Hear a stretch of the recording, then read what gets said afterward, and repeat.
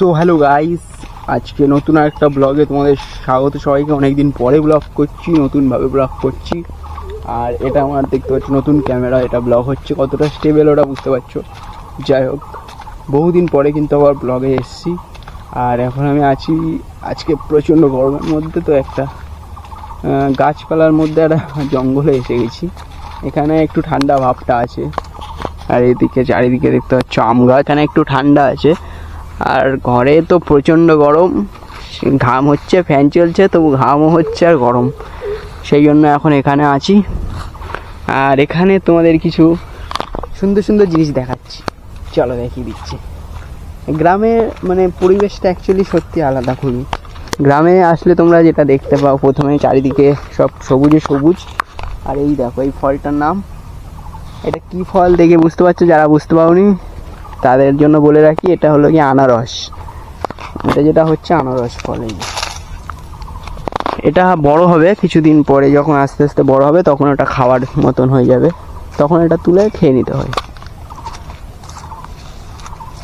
আর এখন তোমাদের এই দিকটাতে যদি দেখায়, কাঁঠাল গাছ আছে।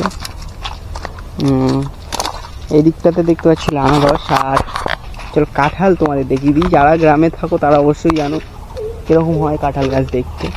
আর যারা শহরে তাদের জন্য দেখিয়ে দিই, এই যে দেখতে পাচ্ছ যে কাঁঠাল আমরা খাই, এখন এটা এঁচোড় অবস্থায় আছে, মানে এঁচোড়। এই এঁচোড় যখন পেকে যাবে তখন ওটা কাঁঠাল হিসেবে খাওয়া হবে। এই যে পুরো এগুলো গোড়ার দিকে হয়, মানে কাঁঠাল গাছের যেটা গোড়ার দিকটাতে হয়, উপরে পুরো ফাঁকা। এই যে এই গাছটা ঝড়ের কারণে ওখান থেকে ভেঙে গেছে, ভেঙে গিয়ে এইটা হলো কি গাছটার মাথাটা, মানে গাছের মাথাটা শুকিয়ে গেছে, কিন্তু ভেঙে পড়ে গেছে, শুকিয়ে গেছে, কিন্তু কাঁঠালগুলো এখনও ঠিকঠাকই আছে। কারণ এটা যেহেতু গোড়ার দিকে হয়, তো গোড়াটা ঠিক আছে গাছের শিকড়টা, সেই জন্য পুরো কাঁঠাল ওকে। আর যদি এইদিকে দেখতে পাচ্ছ আর একটা জিনিস, একটা ইন্টারেস্টিং জিনিস দেখাচ্ছি, পুরো হাতের কাছে দেখো। এই দুটো কার সেটা কমেন্ট করে দিও, যাই হোক বেশি কমেন্ট না। আর এইদিকে আমাদের আছে এটা বেল গাছ, আর এটা হলো গিয়ে সব কাঁঠাল গাছ। এদিকটাতে এখানে একটা গান হচ্ছে, যারা যারা শুনতে পেয়েছো গানটা অবশ্যই কমেন্ট করো। আর এদিকটাতে যদি তোমাদের দেখায়, এদিকে আম গাছ আছে, সেটাও তোমাদের দেখিয়ে দিচ্ছি। আর ওই যে দূরে দেখতে পাচ্ছ আমার বাড়ি, ওই যে এইটা, এই যে এইখান থেকে যেটা, এটা আমার বাড়ি। ভেতরটা একদিন দেখাবো অবশ্য আমার বাড়ির, মানে বাড়ির একটা আলাদা করে ব্লগ আসবে, সেটা তোমাদেরকে দেখাবো। আর এখন যেটা তোমাদের দেখাতে যাচ্ছি খুব ইন্টারেস্টিং, এই দিকে দেখো কতটা কাছে দেখছো, পুরো হাতের কাছে, মানে গাছের এইভাবে ধরবো ফটাস করে পেয়ে নিতে হয়।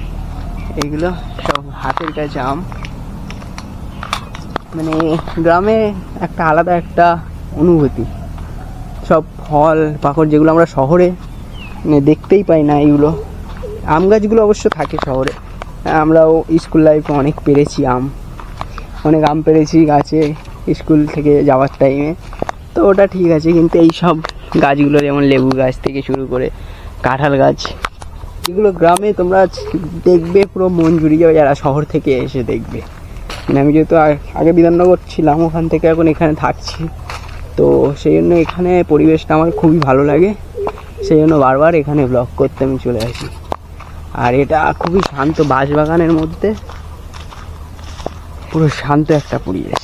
মানে ঘরে প্রচণ্ড গরম, কিন্তু এখানটাতে একবার দেখলে, মানে এখানে যদি এখানে এসে বসো মন পুরো জুড়িয়ে যাবে, এতটা ঠান্ডা আর সুন্দর একটা পরিবেশ। তো একটু পরে আমাকে অবশ্য কাজে বেরিয়ে যেতে হবে।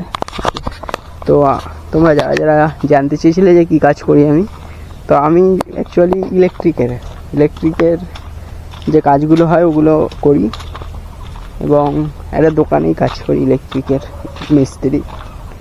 আর ওখানে এখন যেতে হবে, আমি আবার এখন যাব, আর সেই 9টার সময় আবার আসবো রাত, আর বিকেল 4টে থেকে 9টা। আর সকালে যেহেতু 8টার সময় যেতে হয়, আর 2টোর দিকে চলে আসি। তো এখন আমি বেরিয়ে যাব। আর যদি দেখতে চাও আমার দোকানে যাওয়ার যে রাস্তা দিয়ে আমি যাই, যে ব্লগ বা দোকানটা যদি দেখতে চাও, কমেন্ট করবে অবশ্যই, আমি ওটা নিয়ে আবার একটা ব্লগ বানাবো।